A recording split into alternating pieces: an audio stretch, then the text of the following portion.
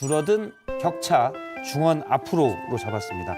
오늘 발표된 리얼미터 여론조사 결과가 있습니다. 윤석열 후보의 지지율이 가상 오자 대결인데요. 이 중에서 윤석열 후보의 지지율이 44.1%, 이재명 후보의 지지율은 37%로 나타났습니다. 이재명 후보의 지지율이 조금 오르면서 격차가 좀 줄었는데요.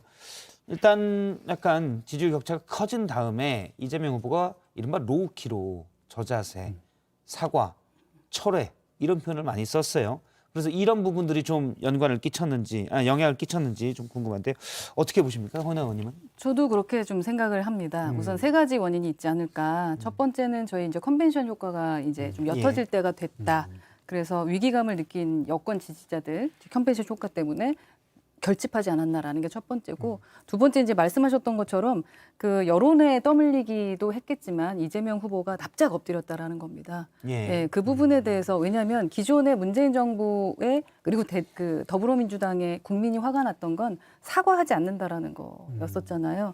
근데 뭐 부동산 정책 실패라던가 모든 것들을 인정을 하면서 노골적으로 문재인 정부와 선긋기도 하면서 사과를 했던 부분, 그리고 세 번째로 저는 이게 두 번째 같긴 한데 기본적으로 그 특검을 받겠다라는 말씀을 하셨다는 거죠. 근데 그 특검을 받겠다라는 것 안에는 사실은 전제 조건이 너무 많아서 이게 제발 거짓이 아니길, 말장난이 아니길 하는 기대가 있습니다만, 그럼 특검 수용 의사를 밝히면서 자신의 고집을 꺾고 국민의 목소리를 듣겠다라고 했었던 그 지점들이 이른바 대장동 수렁에서 좀 빠지는데도 도움이 됐을 거라고 보시나요? 네, 그래서 지지율이 올라가는 데 도움이 됐다. 다만 이게 이제 좀 더 지켜봐야 되는 거겠죠. 왜냐하면 말씀하시는 것을 지키는지는 봐야 되는 거니까. 말만 하면 안 되는 거니까. 상황실에서는 어떻게 봅니까? 이제 격차가 줄고 그런 부분들이 있어서 좀 나아질 거라고 보십니까? 뭐 지지율의 격차 차이를 그때그때 이렇게 저희가 예민하게 반응하지는 않습니다. 다만 이재명 후보의 스타일이 그 민심에 신속하게 반응하는 것을 좋아합니다. 그리고 성과를 내는 걸 좋아하거든요. 그래서 그 목표를 가지고 본인이 이제 성과주의적 실용주의다 이렇게 얘기할 수 있는데, 그 부분을 좀 더 이재명답게 보여드리고 싶다는 것으로 저희는 보고 있습니다. 그런 부분들을 좀 보통 이제 성과에, 원래 이제 이재명은 합니다라는 슬로건 자체가 정책과 성과에 집중하겠다.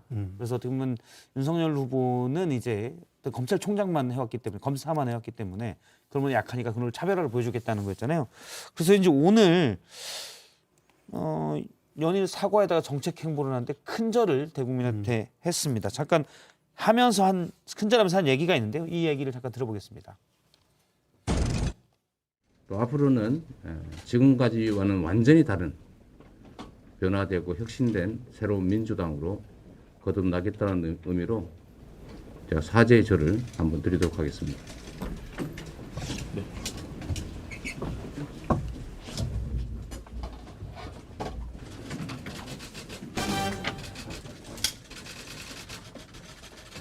이것으로도 부족한 걸 압니다.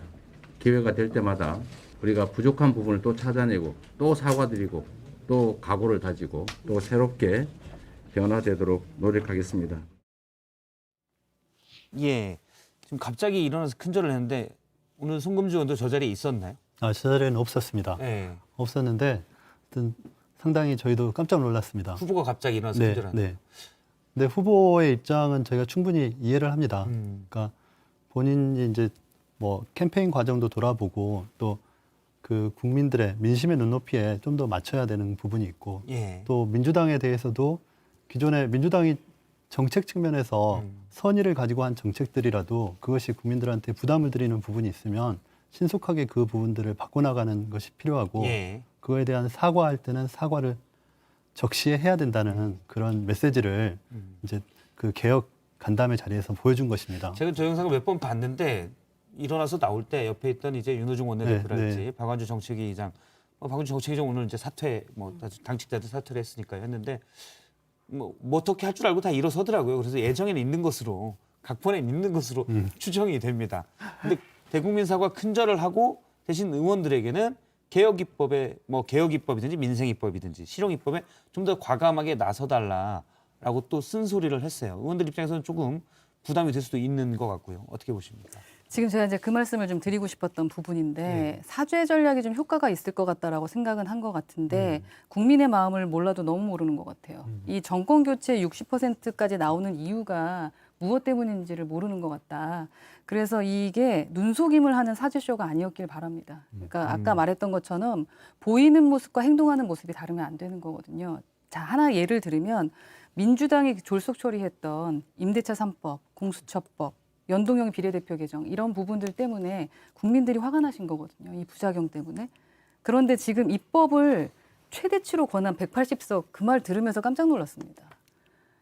지금 갖고 있는 그 지금의 상황을 확실하게 이용이라고 했나요? 뭐 이렇게 활용해서 입법들을 해내라는 겁니다. 또 그런 예. 취지는 아닙니다.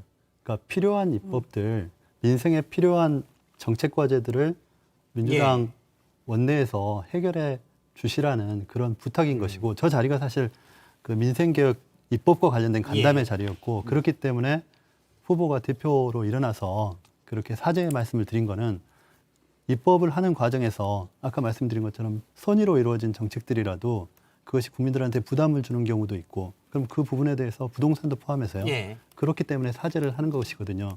그래서 뭐 개발이익 환수제라든가 이런 것들을 더 신속하게 해야겠지만 그렇다고 해서 그 180석 입법 독주를 하겠다 이런 취지로는 전혀 익히지 않습니다. 국회법과 관련 법정에 따라서 권한을 최대치로 행사해라라고 다시 패스트트랙이라는 행사라고 얘기도 언급이 말씀을 됐었습니다. 하셨거든요. 이건 되게 위험한 발언이라는 말씀입니다. 졸속 입법 때문에 지금 어떤 고생을 하고 있는지를 모르시는 것 같다. 그래서 의회 경험이 없어서 참 아쉽다. 그리고 청년을 만나서요. 회초리를 맞을 준비가 됐다. 회초리를 맞겠다라고 하시면서 노동이사제 도입 이야기를 하셨습니다. 결국 민생법이 무엇이 필요한지를 생각 안 하시고 기민하게만 빠르게만 대처하시는 게 저희는 좀 두려움이다 라는 말씀을 드리는 거죠. 그러니까 작은 성과라도 계속해서 내서 국민들에게 만족을 드리는 그런 리더십을 보여주고 싶은 겁니다. 이른바 소확행 말씀인가요? 그러니까 정치의 이념적인 부분을 떨쳐내고 새로운 민주당, 새로운 실용주의적 진보 정당의 모습을 보여드리고 싶은 것이고 그를 통해서 작은 성과들을 축적하면서 더 큰 성과를 만들어 나가는 그 말씀은 그런 것을 맞는데 원하는 겁니다. 팀장이 아니지 않습니까? 대한민국을 이끌어갈 대통령을 뽑는 자리입니다. 대통령이 그렇게 그러니까 대통령이 그런 생각을 갖고 있어야지 아무 생각이 없는 재난지원금 것보다는 관련된 것도 갑자기 딱 던졌다가 국회를 흔들어 놓고 아니 그 다음에 바로 국민들을 위해서 접으셨잖아요. 자기 고집을 꺾는 리더십입니다. 또 이게 또 해보면 늘 마지막에 맞아요. 시간이 없는데 서로 하게 되는데. 좀 빠른 마지막에 것도 빼면은 중요하지만 그죠? 우리가 강정- 지킬 건 지켜야 되지 예, 예. 않겠습니까? 네. 강정 아나운서 시간이 그래서 줄어들기 마지막 때문에 나가겠습니다. 더 순서가 나가면 네, 네. 알겠습니다. 두 말씀은 다음에 여기까지만 듣도록 하겠습니다. 고맙습니다. 네. 감사합니다.